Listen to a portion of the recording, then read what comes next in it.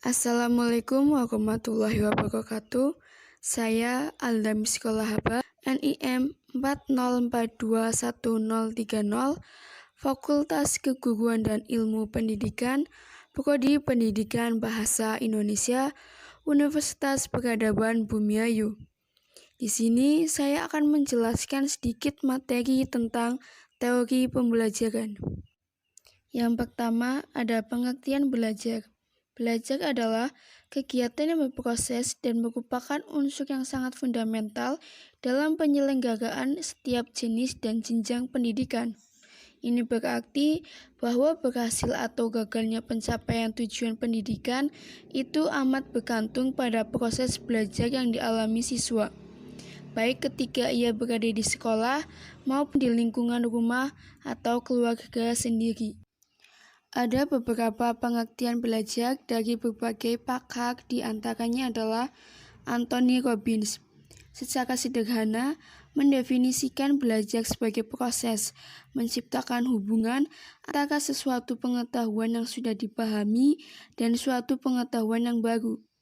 Pandangan Anthony Robbins senada dengan apa yang dikemukakan oleh Jeremy Bruner dalam Romberg dan Kaput tahun 1999, bahwa belajar adalah suatu proses aktif di mana siswa membangun pengetahuan yang baru berdasarkan pada pengalaman atau pengetahuan yang sudah dimilikinya. Menurut Trianto, tahun 2009, belajar proses melengkapi dari suatu pengetahuan yang awalnya telah dimiliki siswa dengan pengetahuan yang baru dengan tujuan agar menambah pengetahuan pada diri siswa tersebut. Menurut Eric Gagne, tahun 1989, belajar dapat didefinisikan sebagai suatu proses di mana suatu organisme berubah perilakunya sebagai akibat pengalaman.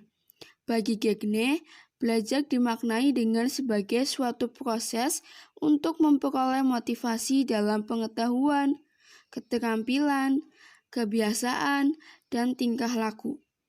Adapun menurut Burton dalam Usman dan Setiawati tahun 1993, belajar dapat diartikan sebagai perubahan tingkah laku pada diri individu berkat adanya interaksi antara individu dengan individu lain dan individu dengan lingkungannya, sehingga mereka lebih mampu berinteraksi dengan lingkungannya. Sementara menurut E.R. Hilgard tahun 1962, belajar adalah salah satu perubahan kegiatan reaksi terhadap lingkungan. Perubahan kegiatan yang maksud mencakup pengetahuan, kecakapan, tingkah laku, dan ini diperoleh melalui latihan pengalaman. Hilgard menegaskan bahwa belajar merupakan proses mencari ilmu yang terjadi dalam diri seorang melalui latihan, pembiasaan, pengalaman, dan sebagainya. Selanjutnya, menurut Skinner, seperti yang dikutip Barlow tahun 1985 dalam bukunya Educational Psychology, The Teaching Learning Process, berpendapat bahwa belajar adalah suatu proses adaptasi atau penyesuaian tingkah laku yang berlangsung secara progresif. Skinner percaya bahwa proses adaptasi tersebut mendatangkan hasil yang optimal apabila ia diberi penguat.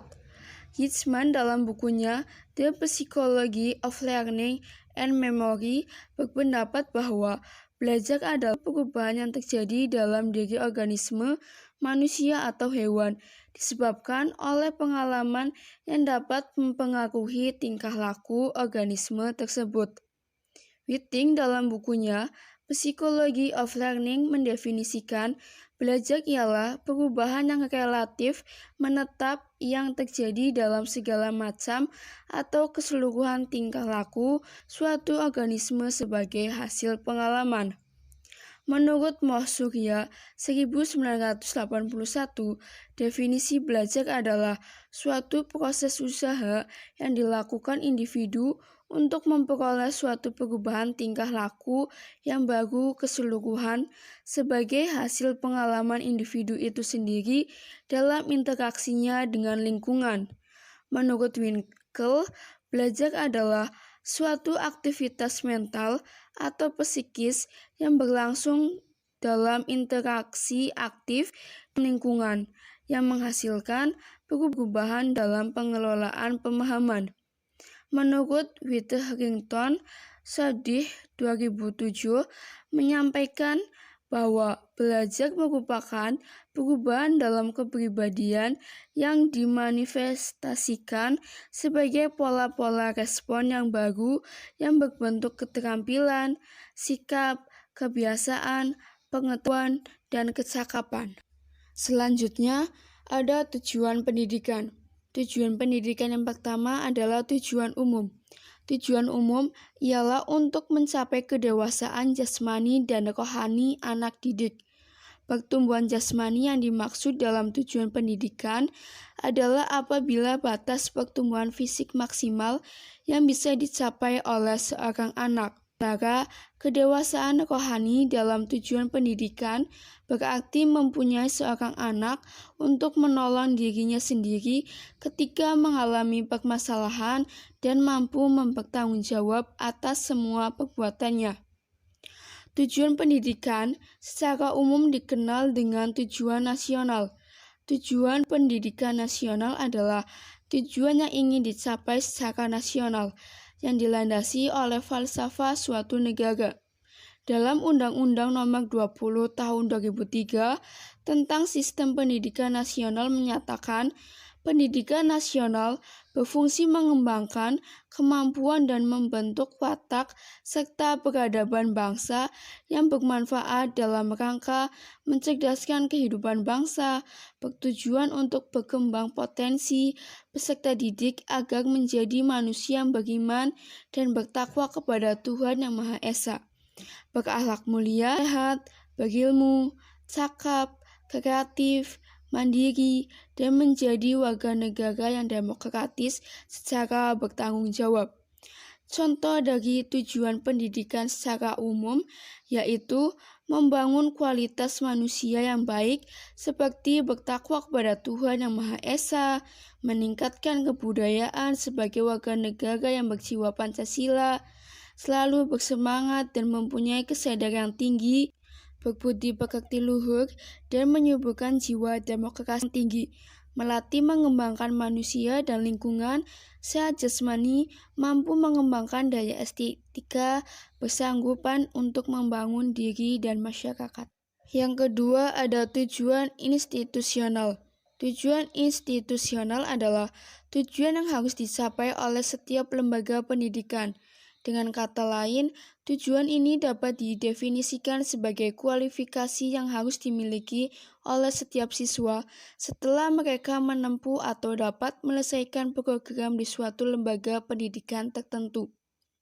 Dalam Permendiknas Nomor 22 Tahun 2007 dikemukakan bahwa tujuan pendidikan tingkat satuan pendidikan dasar dan menengah.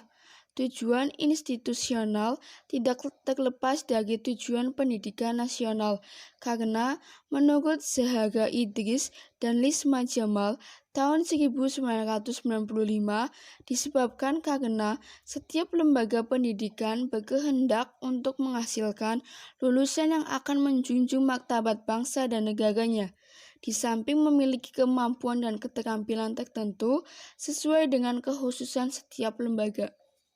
Contoh dari tujuan institusional adalah membentuk kompetensi lulusan setiap jenjang pendidikan seperti standar kompetensi dasar, menengah kejuruan, dan jenjang pendidikan tinggi, dengan tujuan meletakkan dasar kecerdasan, pengetahuan, kepribadian, akhlak mulia, serta keterampilan untuk hidup mandiri dan mengikuti pendidikan lebih lanjut, dan juga mempersiapkan peserta didik menjadi anggota masyarakat yang berakhlak mulia, memiliki pengetahuan, keterampilan, kemandirian, dan sikap untuk menemukan, mengembangkan, serta menerapkan ilmu, teknologi, dan seni yang bermanfaat bagi kemanusiaan.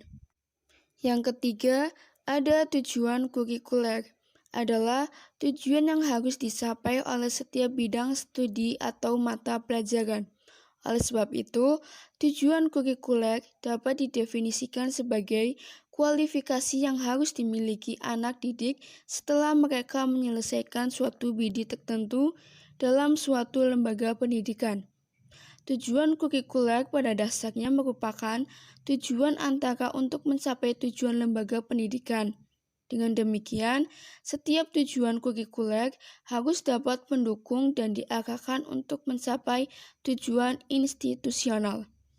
Contoh dari tujuan kurikuler adalah, misal, dalam pelajaran bahasa Indonesia, siswa diajarkan untuk memiliki kemampuan berbahasa yang baik dan benar serta dapat menghayati bahasa dan sastra Indonesia sesuai dengan situasi dan tujuan berbahasa serta tingkat pengalaman siswa di sekolah.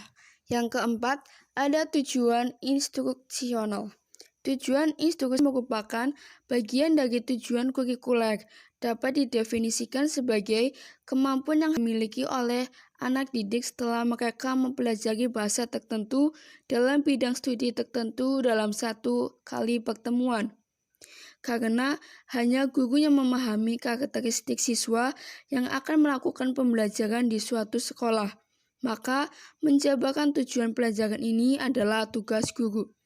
Tujuan instruksional adalah rumusan secara terperinci apa saja yang harus dikuasai oleh siswa atau anak didik sesudah ia melewati kegiatan instruksional yang bersangkutan dengan berhasil. Contohnya adalah, misal, ketika kurikulum bidang mata pelajaran bahasa Indonesia mempelajari atau diajarkan membuat cerpen, maka pada tujuan instruksional ini diharapkan siswa dapat menerapkannya dengan cara, misal, membuat cerpen sesuai yang telah diajarkan. Materi yang selanjutnya adalah hasil belajar. Pengertian tentang hasil belajar menurut Nawawi dalam K. Ibrahim 2007 yang menyatakan bahwa hasil belajar dapat diartikan sebagai tingkat keberhasilan siswa dalam mempelajari materi pelajaran di sekolah yang dinyatakan dalam skor yang diperoleh dari hasil tes mengenal sejumlah materi pelajaran tertentu. Secara sederhana, yang dimaksud dengan hasil belajar adalah kemampuan yang diperoleh anak setelah melalui kegiatan belajar. Hasil dari proses belajar yang dilakukan peserta didik bertambah pada 3 perubahan bagi dirinya, yaitu yang pertama, perubahan pengetahuan atau kognitif. Menurut Bloom, pada tahun 1979, kognitif diartikan sebagai kemampuan untuk menyerap arti dari materi atau bahan yang dipelajari. Pengetahuan kognitif menurut Bloom ini adalah seberapa besar siswa mampu menerima, menyerap, dan memahami pelajaran yang diberikan oleh guru kepada siswa, atau sejauh mana siswa dapat memahami serta mengerti apa yang ia baca, yang dilihat, yang dialami, atau yang ia rasakan berupa hasil penelitian atau observasi langsung yang ia lakukan. Penilaian terhadap kognitif ini bertujuan untuk mengukur penguasaan konsep dasar keilmuan berupa materi-materi esensial sebagai prinsip utama. Ranah kognitif ini merupakan ranah yang lebih banyak melibatkan kegiatan mental atau contoh perubahan pengetahuan atau kognitif yaitu peserta didik dapat menghafal surat Al-Asr, menerjemahkan, dan menuliskannya secara baik dan benar. Contoh lain yaitu peserta didik mampu menjelaskan materi yang disampaikan oleh guru menggunakan kata-katanya sendiri. Kemampuan-kemampuan yang domain kognitif oleh Bloom dikategorikan lebih terinci secara hierarkis dalam 6 jenjang kemampuan berpikir mulai dari tingkat terendah sampai tingkat tinggi, yaitu antara lain yang pertama, hafalan atau ingatan meliputi kemampuan menyatakan kembali fakta, konsep, prinsip, dan prosedur yang telah dipelajari. Yang kedua, pemahaman meliputi kemampuan menangkap arti dari informasi yang diterima serta mengungkapkan suatu atau prinsip dengan kata-kata sendiri. Yang ketiga, penerapan ialah kemampuan menggunakan prinsip, aturan, metode yang dipelajari pada situasi baru atau situasi konkret. Yang keempat, analisis meliputi kemampuan menggunakan suatu informasi yang dihadapi menjadi komponen sehingga struktur informasi menjadi jelas. 5. Evaluasi, kemampuan untuk mempertimbangkan nilai-nilai suatu pernyataan, uraian, dan pekerjaan berdasarkan kriteria tertentu yang ditetapkan.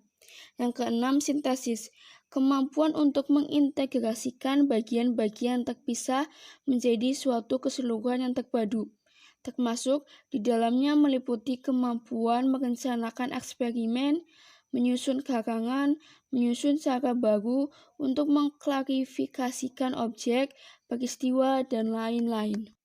Perubahan yang kedua yaitu perubahan keterampilan atau psikomotorik. Hasil belajar ini merupakan ranah yang berkaitan dengan keterampilan skill atau kemampuan bertindak setelah seseorang menerima pengalaman belajar tertentu. Hasil belajar psikomotorik merupakan kelanjutan dari hasil belajar kognitif dan afektif. Tujuan ranah psikomotorik berhubungan dengan keterampilan motorik, manipulasi benda, atau kegiatan yang memerlukan koordinasi saraf dan koordinasi badan. Kibler, Barkel, dan Miles mengemukakan taksonomi ranah psikomotorik meliputi gerakan tubuh yang dikoordinasikan, perangkat komunikasi nonverbal, dan kemampuan berbicara. Berdasarkan pendapat ahli di atas, dapat disimpulkan bahwa dalam proses belajar mengajar, hasil belajar yang diperoleh tidak hanya aspek kognitif yang harus diperhatikan, melainkan aspek afektif dan psikomotoriknya juga. Untuk melihat keberhasilan kedua aspek ini, pendidik dapat melihatnya dari segi sikap dan keterampilan yang dilakukan oleh siswa setelah melakukan proses belajar mengajar.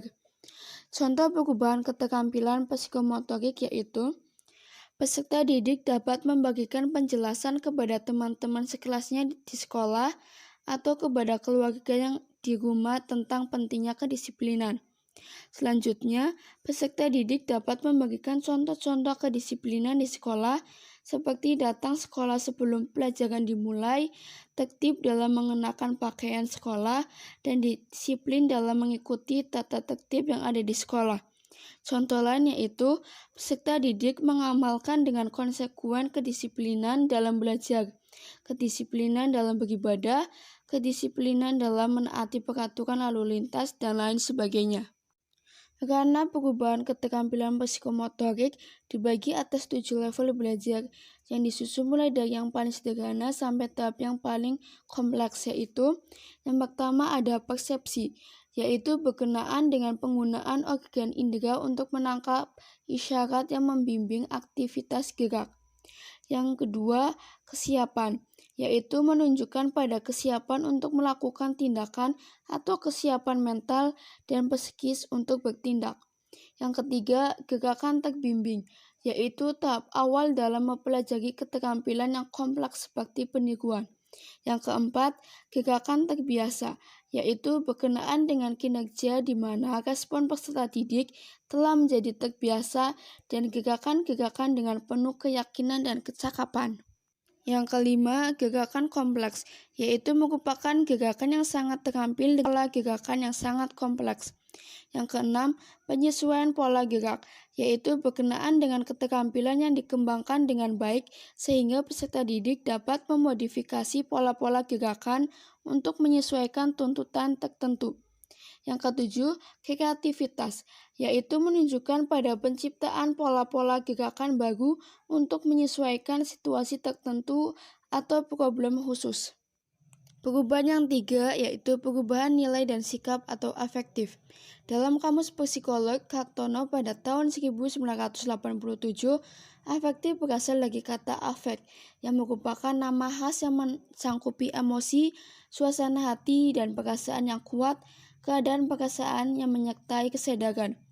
Martin dan Briggs tahun 1986 dalam Satria 2017 berpendapat bahwa afektif mempunyai 21 pengertian yang berbeda-beda terkait dengan afektif, di antaranya yaitu konsep diri, kesehatan mental, dinamika kelompok, pengembangan personal moralitas, tingkah laku, nilai, pengembangan ego, perasaan, motivasi, dan lain-lain. Contoh perubahan nilai dan sikap afektif yaitu yang pertama, peserta didik tidak pernah mencontek saat mengerjakan tugas, datang ke kelas tepat waktu, dan rajin mengerjakan PR. Yang kedua, muncul keinginan peserta didik untuk mempelajari hal-hal tentang bela negara. Yang ketiga, peserta didik mampu menerapkan kedisiplinan di rumah, masyarakat, dan dimanapun berada. Yang ketiga, keikutsertaan peserta didik di ajang penegak hukum nasional. Ranah afektif ini dapat dirinci menjadi 5 jenjang yang disusun mulai dari yang paling sederhana sampai tahap yang paling kompleks, yaitu yang pertama penerimaan atau kesediaan seseorang untuk mengikuti suatu peristiwa tertentu. Yang kedua, tanggapan menunjuk pada keikutsertaan secara aktif dari peserta didik agar dapat memberikan reaksi kesiapan dalam memberikan respon atau minat. Yang ketiga, penghargaan, yaitu berhubungan dengan nilai yang melekat pada peserta didik terhadap suatu peristiwa atau tingkah laku. Yang keempat, pengorganisasian, yaitu menggabungkan beberapa nilai yang berbeda-beda serta membangun sistem yang konsisten secara internal. Yang kelima, karakteristik terhadap nilai, yaitu menunjuk proses afeksi di mana seseorang memiliki suatu sistem nilai sendiri yang mengendalikan perilakunya untuk waktu yang lama dan pada gilirannya akan membentuk gaya hidupnya. Selanjutnya, ada beberapa resensi yang saya gunakan untuk membuat materi teori pembelajaran kali ini. Mungkin itu saja yang bisa saya sampaikan terkait materi teori pembelajaran. Kurang lebihnya saya mohon maaf. Sekian, terima kasih. Wassalamualaikum warahmatullahi wabarakatuh.